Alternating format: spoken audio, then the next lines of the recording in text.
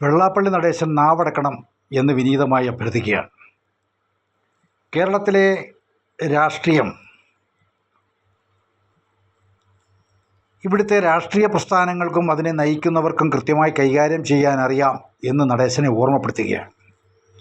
നടേശൻ കൈകാര്യം ചെയ്തിരുന്ന സമുദായ സംഘടന ഇന്ന് എവിടെ എത്തി നിൽക്കുന്നു എന്ന് സ്വയം പരിശോധിച്ചിട്ട് മറ്റുള്ളവരെ കുറ്റം പറയാൻ ശ്രമിക്കുന്നതായിരിക്കും നല്ലത്. UDF അധികാരത്തിൽ വന്നാൽ മുസ്ലിം ലീഗ് ഭരണം നടത്തുമെന്നും മാറാട് ആവർത്തിക്കുമെന്നുമുള്ള നടേശൻ്റെ ജൽപ്പനം കേരളത്തിലെ ജനാധിപത്യ മതേതരത്വ സങ്കല്പങ്ങളോടുള്ള വെല്ലുവിളിയാണ് എന്ന് എല്ലാവർക്കും അറിയാം.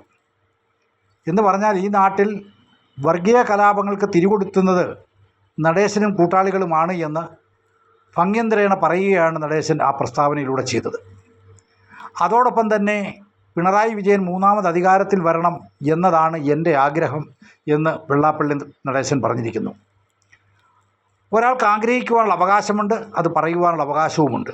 കാരണം വെള്ളാപ്പള്ളി നടേശനെ സംബന്ധിച്ചിടത്തോളം പിണറായി വിജയൻ എന്നത് നടേശൻ്റെ ഇന്നത്തെ ആസ്ഥാന ഗുരുവാണ്. പിണറായി വിജയനാണ് വെള്ളാപ്പള്ളി നടേശനെ SNDP യോഗത്തിന് എന്ന പ്രസ്ഥാനത്തിൻ്റെ അമരത്ത് ഇരുത്തിയിരിക്കുന്നത് എന്ന് ചിന്തിക്കുന്ന എല്ലാവർക്കും അറിയാം. കഴിഞ്ഞ 5 വർഷക്കാലമായി SNDP യോഗത്തിൻ്റെ അമരത്ത് വെള്ളാപ്പള്ളി നടേശനെ പ്രതിഷ്ഠിച്ചിരിക്കുന്നത് പിണറായി വിജയനാണ്. അതുകൊണ്ട് തന്നെ പിണറായി വിജയനോട് വെള്ളാപ്പള്ളി നടേശന് തീർത്താൽ തീരാത്ത കടമുണ്ട്. എന്നാൽ പിണറായി വിജയൻ അധികാരത്തിൽ വരുവാൻ വേണ്ടി നടത്തിയ തെരഞ്ഞെടുപ്പിൽ വെള്ളാപ്പള്ളി നടേശനെ കൽത്തുറുങ്കിലടക്കും എന്ന് പ്രതിജ്ഞ ചെയ്തുകൊണ്ടാണ് കോരൻ്റെ മകൻ അന്ന് പ്രസംഗിച്ച് നടന്നത്. പക്ഷേ പിണറായി വിജയൻ അധികാരത്തിൽ വന്നു, 10 വർഷം അധികാരത്തിൽ നിന്നും ഭരിച്ചു, ഇറങ്ങിപ്പോകുന്നു. വെള്ളാപ്പള്ളി നടേശൻ മാത്രം ജയിലറയിലേക്ക് പോയില്ല എന്നതാണ് ഏറ്റവും അപഹാസ്യം. അപ്പോൾ അങ്ങനെയുള്ള വെള്ളാപ്പള്ളി നടേശന് പിണറായി വിജയനോട് കൂറുണ്ടാകുക സ്വാഭാവികം മാത്രം. എന്നാൽ ഈ നാട്ടിലെ ഈഴവാദി പിന്നോക്ക പട്ടികജാതി വിഭാഗങ്ങളുടെ കടക്കൽ കത്തിവെക്കുന്ന സാമ്പത്തിക സംവരണം എന്ന സവർണ ജാതി സംവരണം നടപ്പാക്കിയതിനെപ്പറ്റി ഇന്ന് വരെ വെള്ളാപ്പള്ളി നടേശൻ മിണ്ടിയിട്ടില്ല. കാരണം സമുദായാംഗങ്ങളുടെ താല്പര്യമോ അവരുടെ നിലനിൽപ്പോ അല്ല വെള്ളാപ്പള്ളി നടേശന് പ്രശ്നം എന്ന് കൃത്യമായി എല്ലാവർക്കും അറിയാം. എന്നാൽ കഴുതകളായ ചില അണികൾക്ക് മാത്രമേ ഉള്ളൂ അത് അറിയാതെ പോകുന്നത്. വെള്ളാപ്പള്ളിയുടെ കഴുതകളായ എച്ചിൽ തിന്നുകളായ അണികൾക്ക് അത് മനസ്സിലാകുന്നില്ല എന്നതാണ് പ്രശ്നം. പക്ഷേ ചിന്തിക്കുന്ന ഈ നാട്ടിലെ ഈഴവാദി പിന്നോക്ക പട്ടികജാതി വിഭാഗങ്ങൾക്കറിയാം വെള്ളാപ്പള്ളി നടേശൻ SNDP യോഗത്തിൻ്റെ തലപ്പത്തിരിക്കുന്നത് കൊണ്ട് മാത്രമാണ് ഈ നാട്ടിൽ ഇന്ന് സാമ്പത്തിക സംവരണം എന്ന പേരിൽ EWS നടപ്പാക്കിയതും അതോടൊപ്പം തന്നെ ഈ നാട്ടിലെ പിന്നോക്ക പട്ടികജാതി വിഭാഗക്കാരൻ്റെ അവസരങ്ങൾ വിദ്യാഭ്യാസ മേഖലയിൽ നിന്നും അതോടൊപ്പം തന്നെ തൊഴിൽ മേഖലയിൽ നിന്നും കുറയുന്നതിന് വേണ്ടിയുള്ള അവസരമൊരുക്കിയത് എന്നും അറിയാം.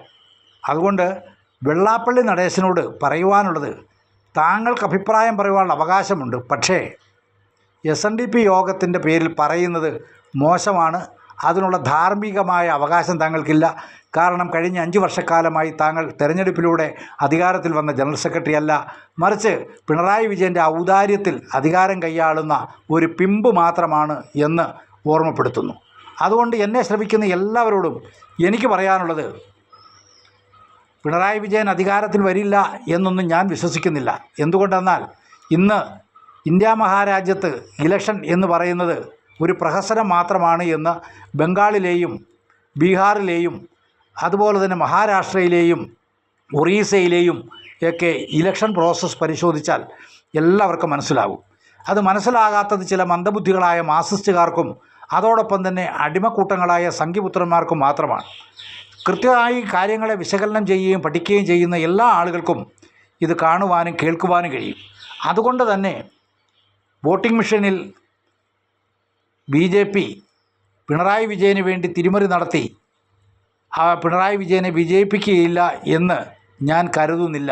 കാരണം പിണറായി വിജയൻ അധികാരത്തിലിരിക്കേണ്ടത് BJPയുടെ ആവശ്യമാണ്. BJPയുടെ കൊടിക്കൂറ ഇല്ലാതെ തന്നെ ചുമന്ന കൊടി പിടിച്ചുകൊണ്ട് BJPയുടെ നയവും പരിപാടിയും കേരളത്തിൽ നടപ്പാക്കുവാൻ അവർക്ക് കഴിയുന്നുണ്ട് എന്നുള്ളതുകൊണ്ട് അവർക്ക് BJPക്ക് നേരിട്ട് ഭരണത്തിലിരിക്കേണ്ട ആവശ്യം കേരളത്തിൽ ഇപ്പോൾ ഇല്ല എന്ന് അഖിലേന്ത്യാ നേതൃത്വം തിരിച്ചറിയുന്നുണ്ട്. ഇത് മനസ്സിലാക്കുന്നവർക്കെല്ലാം അറിയാം എന്ത് വൃത്തികേടിനും നരേന്ദ്രമോദി ഗവൺമെൻറ് പിണറായി വിജയന് വേണ്ടി ചെയ്യും എന്ന്.